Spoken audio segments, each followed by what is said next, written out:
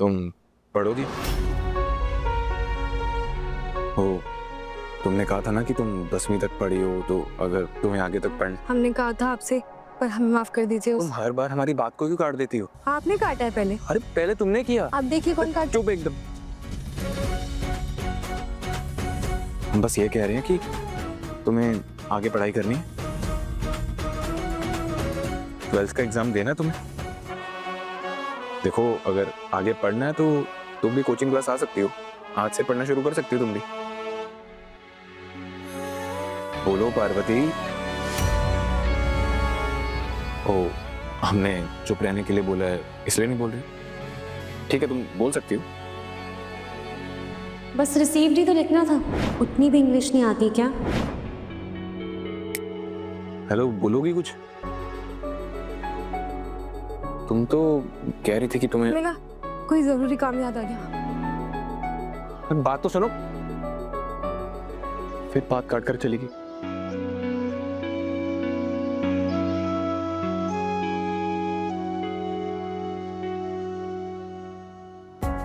तुम पढ़ोगी? पहली बार किसी ने हमारे लिए सोचा। हमने तो एक ही बार कहा था, पर देव बाबू को याद रहा कि हमें भी 12वीं के एग्जाम देने हैं। हे गंगा जी, कोई इतना भी अच्छा कैसे हो सकता है? हमने तो ऐसा पहली बार देखा है। अगर ये तुम्हारा सच है तो मुझे झूठ के अंधेरे में क्यों रखा? क्यों धोखा दिया मुझे? क्यों खेला मेरे दिल के साथ? कि तुमने मुझसे कभी प्यार नहीं किया था?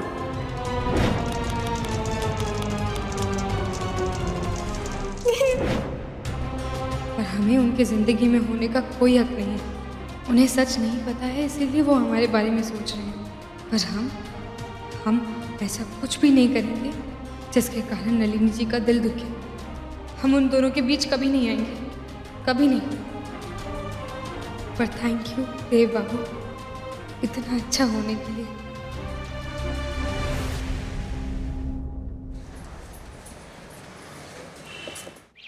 अकेले अकेले क्या कर रही हैं? हम भी आपकी मदद करा देते हैं। अरे हम कर लेंगे, आप रहने दीजिए। दिवाली की सफाई है, अब हम हैं घर में तो आपकी मदद नहीं कराएं?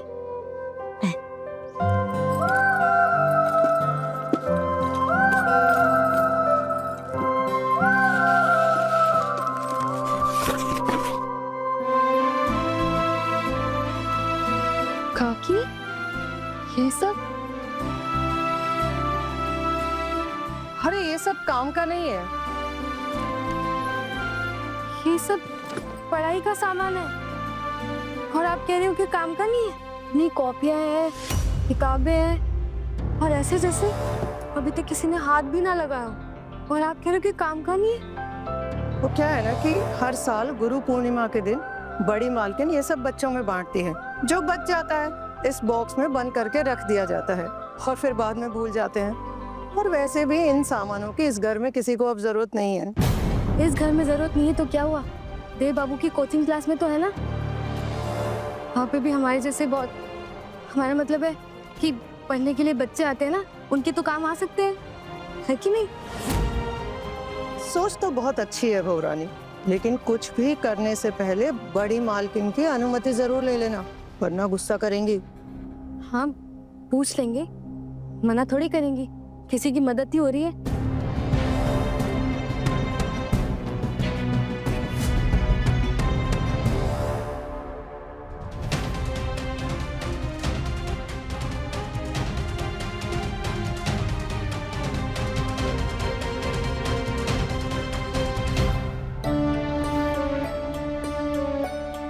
थैंक यू सो मच दीदी। अरे थैंक यू किस लिए? तुम लोग यहाँ पढ़ने आए हो और तुम लोगों की पढ़ाई की जिम्मेदारी हमने ली है, तो कॉपी पेन भी हम ही देंगे ना। अरे देव, तुम कब आए? Good morning. Good morning sir. तुम इतना मुस्कुरा क्यों रहे हो?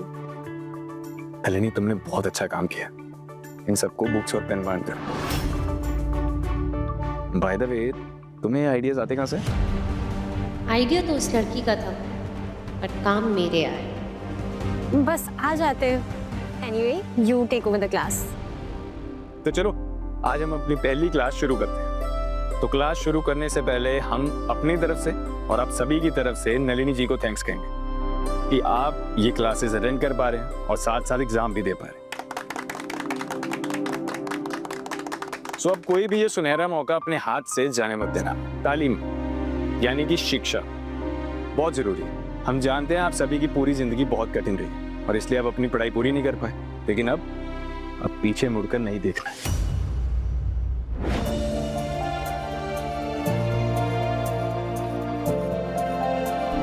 तो इस क्लास में आपको 12th बोर्ड के सारे सब्जेक्ट्स पढ़ाए जाएंगे, चाहे वो कॉमर्स हो या आर्ट्स हो या फिर साइंस। शिक्षा आप सभी का एक जन्मसिद्ध अधिकार है और यही मौका है उस अधिकार को पाने का।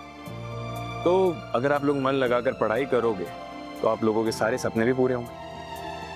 अभी तो हमें 12वीं पास करनी है, वो भी अव्वल नंबर से। और फिर मास्टर जी ने पता है क्या कहा है कि हम ना 12वीं पास कर लेंगे तो हमारी बाबू की तरह एक नौकरी लग जाएगी। फिर हम दिन में नौकरी करेंगे और रात में नाइट कॉलेज जाएंगे और फिर 3 साल में डिग्री भी मिल जाएगी हमें। फिर हम सरकारी नौकरी की तैयारी करेंगे अच्छे से और फिर बन जाएंगे सरकारी अफसर। तो आज का पहला टॉपिक है स्पीड एंड वेलोसिटी।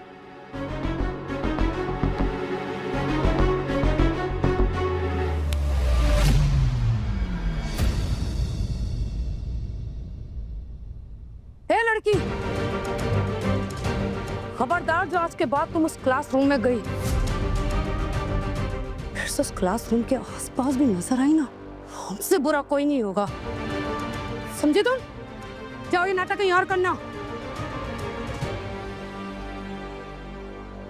जी एक बात गौर किया आपने? अरे ऐसे लग रहा है इस लड़की की तो जुबान ही गायब हो गई। हमें लगता है ना जीजी इसने अपने मांग का सिंदूर अपने जुबान पर लगा लिया, या तो फिर पक्का देवनी से फटकार लगाई होगी, तभी इसकी जुबान नहीं चल रही जीजी हम सबके सामने। उस लड़की पे कितनी भी अक्कल क्यों ना आ जाए फूल, वो हमारे देव के लायक कभी नहीं बन सकती। तो स्पीड और वेलोसिटी में मुख्य अंतर क्या है? स्पीड का मतलब होता है कि कोई वस्तु कितनी तेजी से आगे बढ़ रही है और वेलोसिटी का मतलब होता है कि कोई वस्तु कितनी तेजी से आगे बढ़ रही है और किस दिशा में। और यही मुख्य अंतर है कि स्पीड में हमें दिशा का पता नहीं चलता और वेलोसिटी में हमें दिशा का पता चलता है।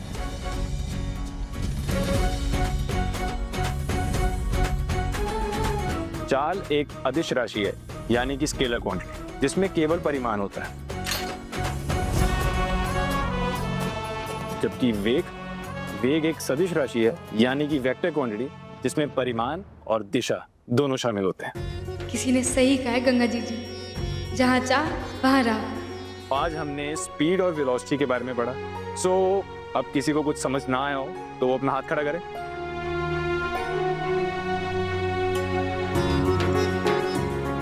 वाओ, बहुत समझदार क्लास है तुम्हारी, सबको एक ही बार में समझ में आ गया।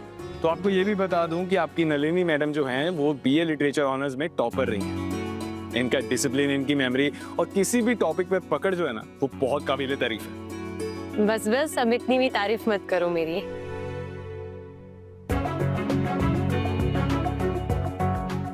ये दोनों कितने पढ़े लिखे हैं। असली जोड़ी तो इन दोनों की होनी चाहिए थी।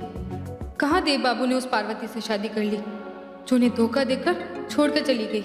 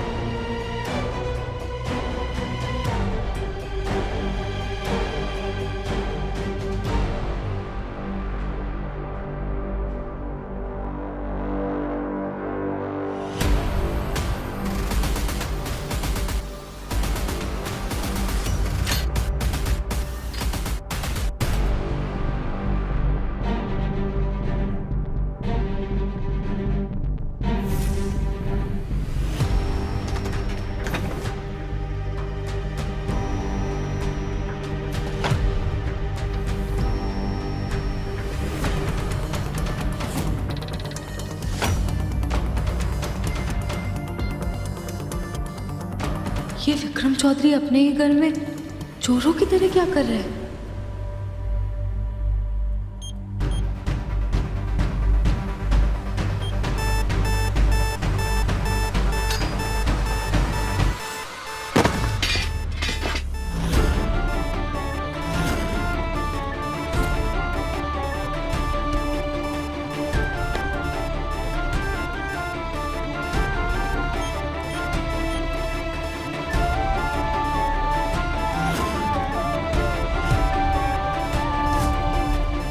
पार्वती,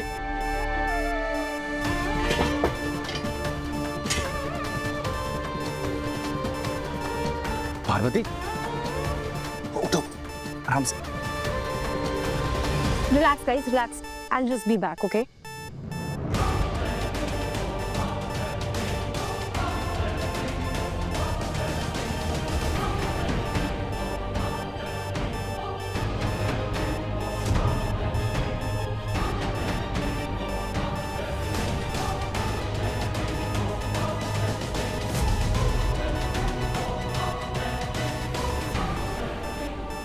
क्या है ये सब? वहाँ क्लास चल रही थी, तुम वहाँ क्या कर रही थी?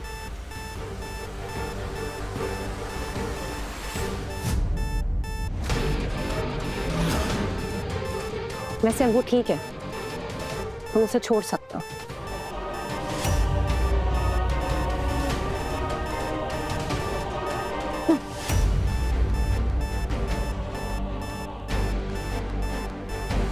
पार्वती, तुम यहाँ क्या कर रही थी?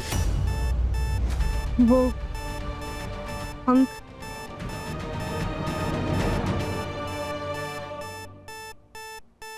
इतनी जरूर से अलार्म के पास कहाँ से? इसमें अलार्म कब लगा दिया बड़ी माँ ने?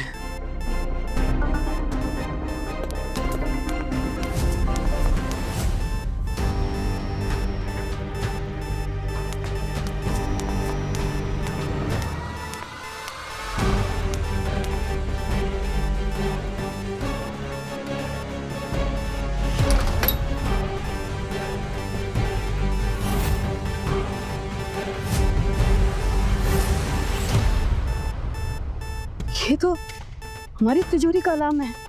कौन? कोई आया था क्या यहाँ? कैसे बज रहा है ये? जरूर किसी ने हाथ लगाया होगा तिजोरी को जीजी, पक्का। आई थिंक कोई चोरी करने आया था लेकिन अलार्म का साउंड सुन के भाग गया। अरे ऐसे कैसे भाग जाएगा? अभी तो हम तीनों इसी दरवाजे से अंदर आए। 1 मिनट पहले हम तिजोरी चेक कर लेते हैं।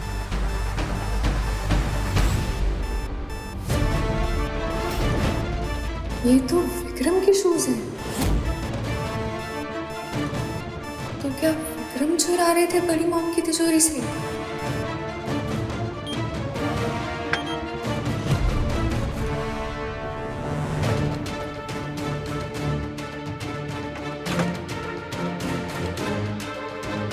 अच्छा वो ने टाइम पर अलार्म लगा दिया अपने तिजोरी पर। जो भी कुछ चुराने आया चुरा नहीं पाया।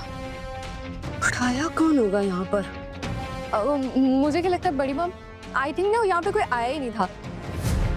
आई थिंक अलार्म में कुछ प्रॉब्लम हो गई है। नहीं हो जाता है ना कई बार, ऐसे टेक्निकल ग्लिचेस आते रहते हैं। आपने टेंशन मत लो, मैं अलार्म चेंज करवा दूंगी, ठीक है? और फिर वो सही हो जाएगा। कोई नहीं आया होगा, आई एम टेलिंग यू। अब बोलोगी भी ऐसे चुपचाप खड़ी रहूंगी? क्या कर रही थी वहां पे? वहां इतनी इंपॉर्टेंट क्लास चल रही थी और तुमने आके डिस्टर्ब कर दी। नलिनी, व्हाट? पार्वती, तुम्हारे चोट लगी होगी, चलो।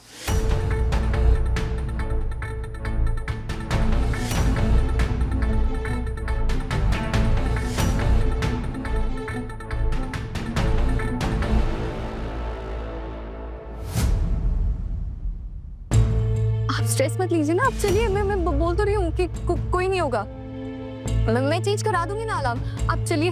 आप प्लीज स्ट्रेस मत लो, आई एम टेलिंग यू, कोई नहीं आया है, ट्रस्ट मी। कोई कैसे आएगा? Don't worry. हाँ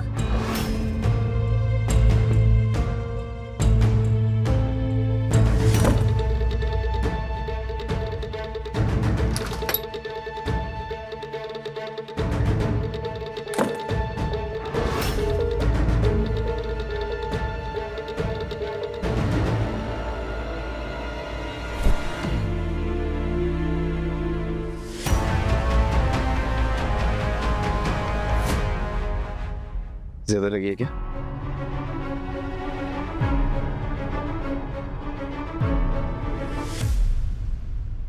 पार्वती, ये खून।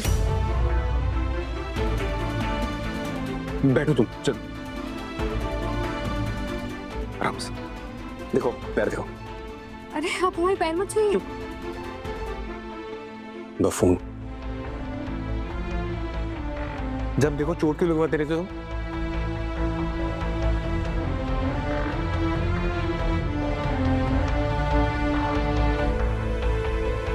एक मिनट रुको, आते हैं।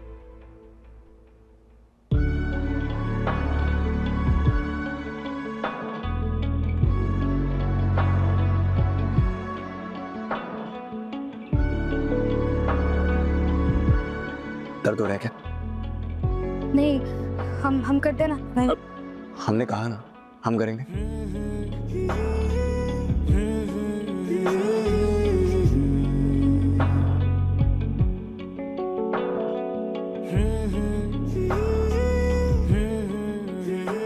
बैंडेज तो है नहीं शायद।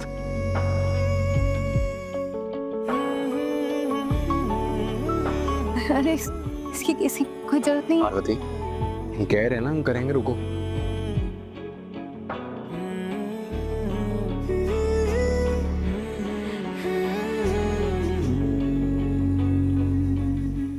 अब हमें ये बताओ कि तुम वहां पर कर क्या रही थी और गिर कैसे गई?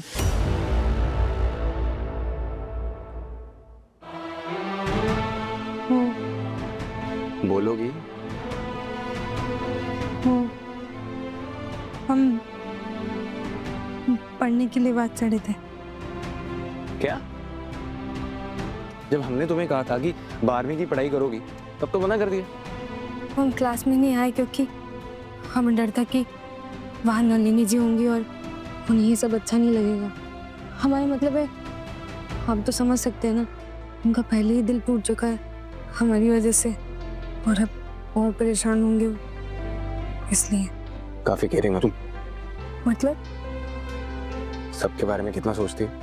सबके बारे में नहीं, सिर्फ अपने बारे में सोचती है।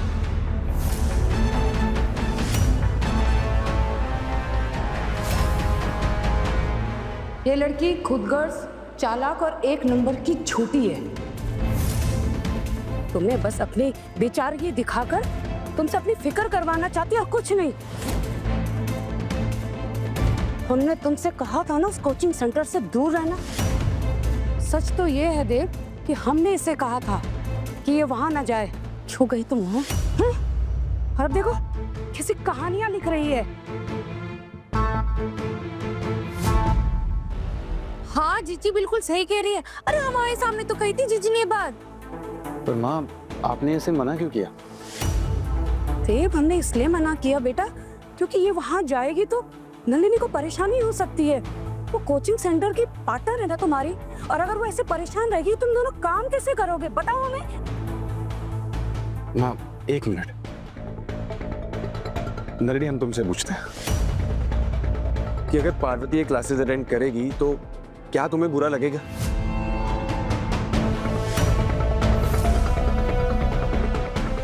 क्या तुम हर्ट होगी? और क्या ये वजह पार्वती से उसकी पढ़ाई का हक छीनने के लिए काफी है?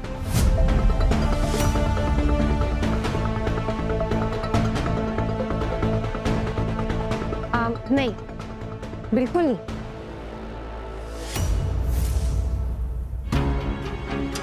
इनफैक्ट हमारी देवेनी कोचिंग क्लासेस का मकसद है ये कि जरूरतमंद लोगों को शिक्षा दी जाए, और इससे तो मदद की बहुत जरूरत है। इसे छुप के नहीं, क्लास में बैठ के पढ़ाई करनी चाहिए। तो अगर तुम्हारा ये मैटर सॉल्व हो गया हो तो प्लीज क्लास में चले, स्टूडेंट्स वेट कर रहे होंगे।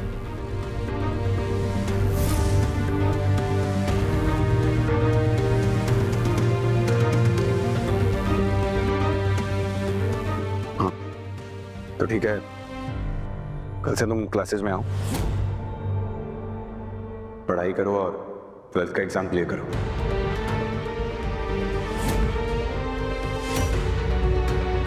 समझी? नहीं समझी?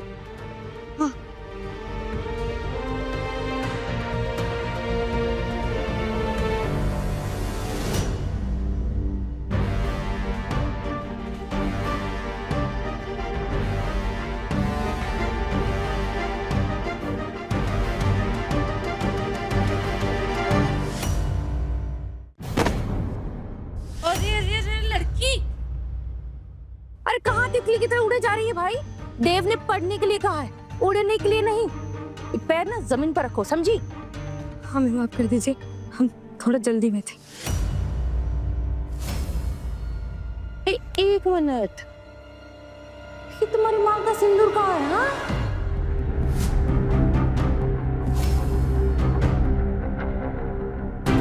हमारा इसमें कोई हक नहीं। ये किसी और के नाम का सिंदूर है, हम इसे अपने मांग में नहीं भर सकते।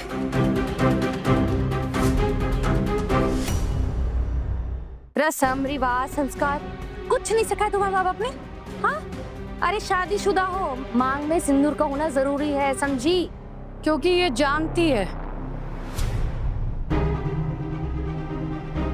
कि इस सिंदूर पर इसका कोई हक नहीं है। एक ही तो सही काम किया इस गवारन ने कि अपने मांग से सिंदूर हटा लिया। बहुत मजबूर किया था ना हमारे बेटे को इस मांग में सिंदूर भरने के लिए, लेकिन ये सिंदूर देव के नाम का कभी नहीं हो सकता। हम होने नहीं देंगे, कभी नहीं।